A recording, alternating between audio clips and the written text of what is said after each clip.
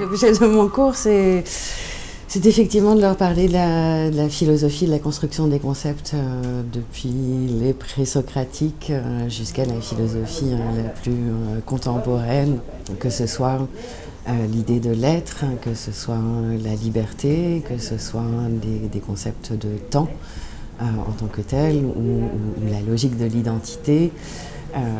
Toutes ces notions nous semblent aller de soi, mais elles ne vont pas de soi, elles sont construites. Le cours parle de la philosophie dans l'Europe plutôt, et la philosophie qui opère nos rouages. Essentiellement des réflexions philosophiques qu'on peut avoir sur le monde et sur l'Europe. C'est le continent dans lequel je suis né, donc du coup j'ai l'impression qu'il y a un certain lien qui nous unit. On commence à la toute base avec les idées présocratiques.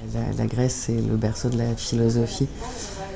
Telle qu'on la conçoit actuellement, mais l'Europe n'est pas une Europe unique, uniforme, bien au contraire.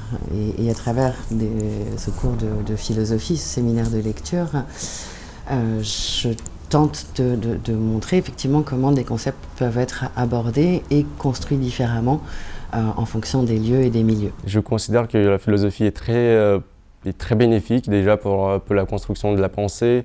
On peut l'apprendre en cours d'histoire notamment, en cours d'histoire de l'Union européenne, de vision du monde notamment. J'ai un parcours essentiellement scientifique et Sciences Po me donne l'occasion de voir ce monde d'une autre manière et donc voilà, d'aborder ce monde par le prisme des cours qui, quand on y assiste, on se rend compte qu'en fait ils se complètent et que c'est un tout. La philosophie est la mère de toutes les sciences.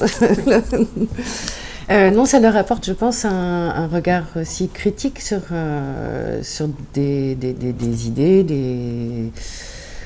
des évidences. Ça leur permet de penser de façon peut-être plus large et d'avoir un autre regard sur ce qu'ils peuvent apprendre effectivement ou penser en droit, en sociologie ou en économie.